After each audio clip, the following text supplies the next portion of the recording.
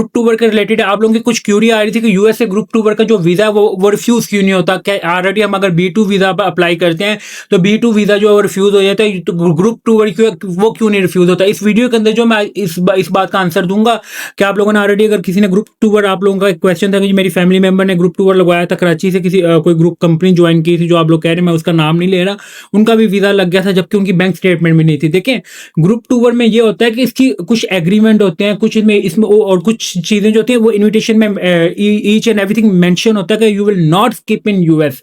आपको मैं, और वीज़ा ऐसा नहीं है, और आप लोगों के क्वेश्चन और था कि जो वीज़ा जो है ये 6 मंथ का मिलता है कि 5 ईयर का मिलता है। नहीं, जो यूएस का वीज़ा होता है वो मिलता है 5 ईयर ही है, मल्टीपल ही मिलता है। बस इसमें जो 15 डेज आप लोग यूएस से ग्रुप टू वर्क आप किसी भी कंपनी का ज्वाइन करते हैं तो इसमें ये होता है कि आप लोगों का वीज़ा 99% चांस होते हैं कि you will get US visa without any refusal, कि आप लोगों को 99% चांस है कि आप लोगों को वीज़ा मिल जाएगा। और अगर मैं बात करूं कि रिफ्यूज़ल की, तो 1% रिफ्यूज़ल का चांस होता है, और इसमें आप क्या होता है कि 15% चांस होता है कि you will not skip in USA, कि आप लोग यूएसए में जो है स्किप नहीं हो सकते 15 दिन के अंदर। आपने जाना भी ग्रुप के साथ है और आना भी ग्रुप के साथ है। और दूसरा आपका क्वेश्चन था कि जी एक दफ़ा हमने ग्रुप ज्वाइन कर लिया और वीज़ा जो है हमारा 1 मंथ का है, 5 ईयर का, sorry, after 1 month 2 month 3 month हम ट्रैवल कर सकते हैं लोन के? नहीं, अकेले ट्रैवल कर सकते हैं या नहीं? बिल्कुल आप लोग कर सकते हैं। फर्स्ट टाइम जब आप ट्रैवल कर रहे हैं तो आप लोगों ने ग्रुप के साथ ट्रैवल करना है। उसके बाद आप 5 सालों में जब मर्जी अकेले जाएं, जब मर्जी आए। अब आपका आंसर था कि जो ग्रुप टू वर्क के साथ जो वो क्यों नहीं वीज़ा रिफ्यूज़ हो सकता। मैं कुछ चीज़ें जो आप लोगों को शो कर रहा हूँ वो भी आप ज़रा देख लें। हाँ, और ऑलरेडी एक चीज़ मैंने बताई थी कि अगर आप लोगों ने B2 या B1 वीज़ा अप्लाई करना है तो make sure you will join for international conference if you want apply for B1 visa, and if you want apply for B2 visa तो make sure you will join group to work. उसमें ये होता है आप लोगों के visa की जो रिफ्यूज़ल होती है वो 1% हो जाती है, और has compare to you will apply for B2 only for tourism purpose. Basically tour group में भी टूरिज्म पर्पज होता है, B2 में आप लोग अकेले जा रहे होते हैं। B2 में अगर ग्रुप टू वर्क में क्या होता है, ग्रुप टू वर्क आपको एक रिस्पॉन्सिबिलिटी उठा रहा होता है कि ये बंदा, हमारी गारंटी है ही और she will come back in Pakistan and other कोई भी कंट्री। अगर मैं यूरोप की बात करूं, हम यूरोप से भी ग्रुप में लेके जाता रहा हूं, मैं पाकिस्तान से भी लेके जाता रहा हूं, और मैं अदर बांग्लादेश से भी लेके जाता रहा हूं, और मैं अगर बात करूं तो मैंने नेपाल से भी लेके गया हूं। पर इसमें इनकी वीज़ा रिफ्यूज़ल की चांस जो है 1% ही होती है सारी कंट्रीज की, अगर मैं बात करूं बार बार। और दूसरी अगर मैं बात करूं ये एग्रीमेंट, इसके अंदर ईच एंड एवरीथिंग जो मेंशन होता है कि you will not skip in US, और आप लोगों का आंसर जो है वो इस एग्रीमेंट के अंदर जो आप लोगों को सब कुछ मिल जाएगा। इसमें देखिए, between sag travel towards SMC private limited and the client agreement is made and inter, ये डेट आ जाती है। उसमें रजिस्टर्ड नंबर पाकिस्तान का, फिर इंटरनेशनल एफिलिएटेड कंपनी सैग कॉमर्स यूएसए की कंपनी का एड्रेस, उसका रजिस्ट्रेशन नंबर सैग कॉमर्स यूनाइटेड किंगडम, फिर रजिस्ट्रेशन नंबर, ये चीज़ें सारी मेंशन करके हमें यूएस को ईमेल करनी होती है, एम्बेसी में ईमेल करनी होती है कि भाई ये बंदा जो है हम लोग हमारे साथ ग्रुप के साथ ट्रैवल कर रहा है। ये सारी यहाँ पे कॉन्टैक्ट क्लाइंट की डिटेल होती है, और ये एग्रीमेंट साथ हमने उनको साथ जो होता है एम्बेसी में अटैच करना होता है। फिर मैं आपको एक इन्विटेशन लेटर भी बताता हूँ कि जो इन्विटेशन लेटर भी जो हम लोगों के साथ है, दोनों ये copies, agreement and invitation letter, ये दोनों अटैच होकर कंपनी जो है वो एम्बेसी को सेंड, यूएस एम्बेसी में सेंड करती है, इस्लामाबाद एंड कराची कौंसलर, या किसी भी और कंट्री की अगर बात हो, किसी भी कंट्री का, अगर आप लोग किसी भी कंट्री से जो आप यूएस की अपॉइंटमेंट अटेंड करें, उस कंट्री की एम्बेसी में यूएस की यह एग्रीमेंट और इन्विटेशन लेटर ये सेंड होता है कंपनी की तरफ से। इस वजह से कुछ चीज़ें होती हैं, tour package details, each and everything mention, advance payment refund policy, visa and documentation policy. इसके अंदर मैं बात करूं, एक मैं बात कर रहा हूँ group travel policy, all client must travel together has the group on the schedule departure and return, no client is allowed to separate from the group, miss the return flight और remain in the US beyond the group travel schedule, any attempt to overstay, skip the group और misuse the visa shall be treated as a breach of this agreement. In case of such violation, the company reverts the right to initiate strict legal action against the client under Pakistan law, report the matter to relevant authority and claim damage penalties and losses caused to the company due to such act।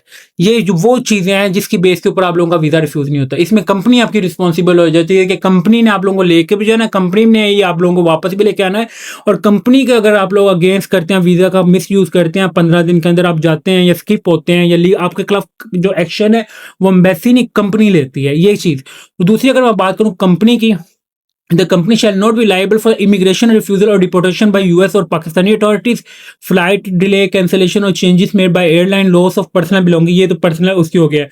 और दूसरी अगर मैं बात करूँ, responsibility of the client must comply with the laws, rules and regulation of Pakistan, the United state and the airlines. ये वो चीजें हैं जिसके बेस के ऊपर आपको यूएस में जो रिसेंटली रूल्स पास हुए हैं, ये उनके अकॉर्डिंग जो एग्रीमेंट साइन होता है, उनके अकॉर्डिंग जो है इनविटेशन रेडी होता है। इस बेस की वजह से जो है आपका 99% जो है वीजा जो है अप्रूव होता है। और इसका मैं आपको इन्विटेशन लेटर भी दिखाता हूँ। तो इन्विटेशन लेटर क्या होता है? ये इन्विटेशन लेटर होता है सैकॉम, ये यूएस एम्बेसी को हम एग्रीमेंट भी एम्बेसी को सेंड होता है, ये इन्विटेशन लेटर भी एम्बेसी को सेंड होता है। और इसमें से ईच एंड एवरीथिंग मेंशन होता है कि ये कंपनी का नाम है। ये देखें आप, we Sac travel tour SMC private limited licence and duly registered tourism company operating Pakistani law, Pakistani registration number ये है। Sac commerce United State headquarter है एंड सैक कॉमर्स यूके। ठीक है, ये सारी चीजें। उसके बाद में Sac commerce LLC USC headquarter corporated and registered at, ये एड्रेस आ जाता है कंपनी का एंड ये रजिस्ट्रेशन नंबर आ जाता है। विदाउट रजिस्ट्रेशन नंबर वो भी एम्बेसी भी जो इसको एंटरटेन नहीं करती। और इसको हम ना तो हाइड कर सकते हैं इन कंपनीज के नंबर को, रजिस्ट्रेशन नंबर को। और इसको कोई भी जो आपने कभी भी कोई भी कंपनी में ग्रुप टूर अपने ग्रुप टूर में आपने अपना ज्वाइन करना है, तो मेक श्योर आप जिस कंट्री में जा रहे हैं, लाइक यूएसए का ग्रुप टूर ज्वाइन कर रहे हैं, तो आपने कोशिश चेक करना है कि वो कंपनी जो पाकिस्तान में कंपनी ऑपरेट करी उसकी यूएसए में कोई कंपनी है कि नहीं है।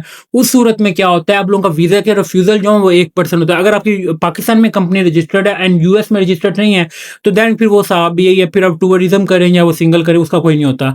ये Pakistani company each and everything, इसमें आप लोगों ने क्या करना होता है। और इसमें मैं एक चीज कर रहा हूँ, undertaking by the company mandatory return insurance, the above mention client is required to travel with the group और in return to Pakistan to 5 January 2025 without exception, no individual extension, separation and deviation from the official itinerary will be permit. इसकी कौन आप लोग की guarantee कौन दे रहा है? Company दे रही है कि भाई ये पाकिस्तान वापस आएगा, या आपका आप होम कंट्री किसी भी से बात, नेपाल की कर लें, बांग्लादेश की कर लें, दुबई की कर लें, सऊदीया की कर लें, जब भी आपको ग्रुप टूर ज्वाइन करेंगे उसका जो रिस्पॉन्सिबल होता है वो कंपनी होती है। फिर उसकी मैं बात करूं स्ट्रिक्ट कंप्लायंस, ये कौन आपकी अंडरटेकिंग दे रहा है? कंपनी दे रही है आप लोगों की गारंटी। और वो भी बता रही है कि हमने इस एयरपोर्ट से जाना है, इस एयरपोर्ट पे आना है, and strict compliance, the client has been fully briefed and contractually committed to following all US immigration law by attempt to overstay, skip the group and misuse be granted visa strictly prohibited.